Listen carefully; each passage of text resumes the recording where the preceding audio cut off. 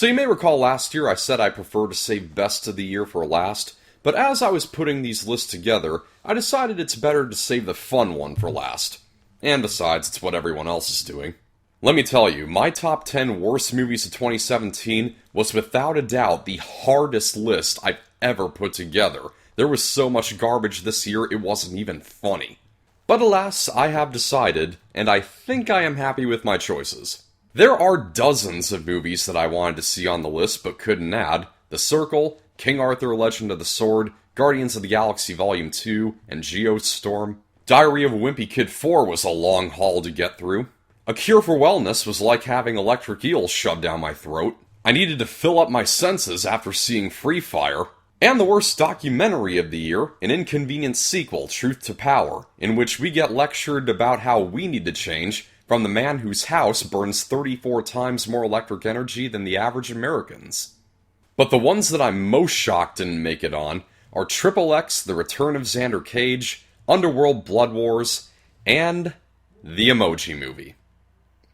Yes, that pile of poo escaped the list. What has 2017 wrought upon us? Well, that's exactly what I'm here to tell you. Here are the top 10 movies of the year I hated more than The Emoji Movie. Number 10. Don't say it, don't think it, no problem. I'll use a name that's funnier and catchier. The Cheerio Chump was a laughable excuse for horror. Pathetic attempts at scares piled on top of awkward acting and writing. When I say, don't think about the Bon Voyage bloke, what do you think about? The Bon Voyage bloke. So this entity gets closer to these teenagers the more they think about him, so of course, the solution would be to repeatedly tell each other don't think about him, and to jam along to the song Bye Bye Love. Yeah, I'm sure that'll be a big help in stopping you from thinking about the Bye Bye Man. If you see this movie with the right kind of audience, as I did, it might be good for a laugh. Otherwise, the Toodaloo dude is worth nobody's time. Don't say it, don't think it, better yet, just don't see it. Number 9. Going from one ridiculous horror movie to another, number 9 on my list is Wish Upon. Why was this movie made? Who could it have been for? It's got no original themes or concepts, no suspense, no characters you care about, and no basic common sense. And that ending. What was the point of that ending? I still don't get it. This movie was just as bad as the trailers made it look. Which, based on that, I suppose the creators could fire back at me by saying, well, can't say we didn't warn you. Point taken, but your movie still sucks. Number 8. Unforgettable? Unforgivable is more like it. This movie is just another one of these copy and paste psycho thrillers that have been coming out by the year. The only difference is that this one isn't from Screen Gems. This was a huge waste of talent for Rosario Dawson. She seriously needs a better agent, while Katherine Heigl is hysterically awful as the jealous psychopath. And it actually thinks we cared enough to see a sequel because it sets up for one at the end. God willing we'll never see it. The only way this movie can be the least bit unforgettable is the fact that it made it into one of my end-of-the-year lists. I can only hope this was all a sign that writer Christina Hodson is saving her efforts for the Bumblebee spin-off. Number 7. The number 7 is considered God's number, so isn't it fitting that the movie landing at this spot is a bad Christian film? A Question of Faith is among the laziest movies that Christploitation filmmakers have cranked out. It's just a 104-minute sermon masquerading as a movie, hoping that its existence will be justified by simply saying things that its audience will agree with and by reciting Bible verses. But why stop at just scripture preaching? We also get lecturing on the dangers of texting while driving, because evidently, showing that habit getting a young boy killed in this movie didn't make that point clear. Pureflix, I want to be able to recommend your movies, but man, you're not making it easy. Number 6. The House Always Wins? I beg to differ. Gall, I hated this movie. It's a dumb, outrageous concept that consistently failed to make me laugh or even so much as crack a smile.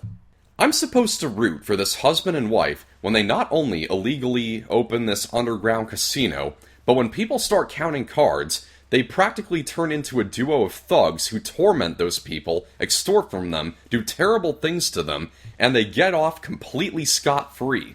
Which, now that I say that out loud, this movie might be a masterpiece if it was all meant to be an allegory for the Clintons. If not, the house can go burn down. Number 5. This movie made way too much money. When it played in the theaters, I was working in the box office one day, and a woman with 8 or 9 kids ordered tickets for the movie, and her total added up to over $100. That woman might as well have said to me, "I'll take Abominations Against Humanity for $100, Alex." That movie I speak of is the worst animated film in a while, The Boss Baby.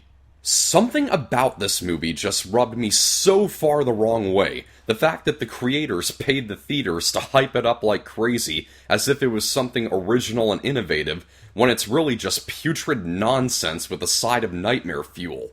It just irks me how a big animation studio would throw something this obviously stupid at children. They deserve much better. If I had a kid who asked to see this, I would say no. I would be quick to let them see Norm of the North as the alternative.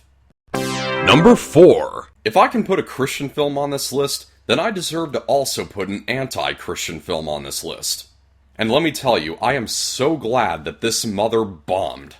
I was utterly flabbergasted at how sick and oppressive this movie was. My mom actually thought it was the worst movie she had ever seen, and I don't blame her in the slightest. This has to be the single most scathing mockery of Christianity I have ever seen put to film. Through obvious biblical metaphors, the movie brings across the message that Christianity is the enemy of nature. Here we Christians are worshipping a self-absorbed God who gives us nothing in return and stuffing our faces with the flesh and blood of his Son, and in the process are trampling on poor Mother Nature and being ignorant of how we're destroying her world. Even right down to the title, the lowercase of Mother clearly ridicules how God's people go out of their way to show respect to him by capitalizing every pronoun associated with him, as the end credits make a point of doing. This ghoulish, loathsome travesty wholly earned that F on Cinema Score. Screw it big time. Because of what an attack on a personal level Mother was, I was very tempted to put it at number 1. But objectively, there are a few other movies that were worse made and worse acted, to the point where they probably do deserve to be higher. So, top 3. Here we go. Number 3. Amy Schumer can go right ahead and call me an alt-right troll, but it doesn't change the fact that Snatched was frickin' horrible. This whole movie is just a test of willpower. How much nonsense can you endure? How much of Amy Schumer being an idiot, or rather Amy Schumer being Amy Schumer, can you take? Couldn't make it through 10 minutes of the leather special, so how did I survive this? I will say this movie actually opens with a mildly amusing title card, and at that point my friend turned to me and he said, "Watch, that's going to be the funniest thing in the movie." And lo and behold, he called it. From then on, it was non-stop pain. I recall that preceding the movie was a message from Amy Schumer and Goldie Hawn saying that the theater is the best place to watch Snatched. Correction, the location is not what matters. The best way to watch Snatched is blindfolded with earplugs in. Number 2. The Resident Evil movies have been terrible since the beginning, but evidently Paul W.S. Anderson saved worst for last. Resident Evil The Final Chapter is the worst of the series by a landslide, and was one of the most nauseating experiences I've ever had at the theater. You sit there the whole time just getting waterboarded with this cancerous, quick-cut, shaky cam splatter of undead diarrhea. For anyone who says Michael Bay can't film action, this movie is your learning experience.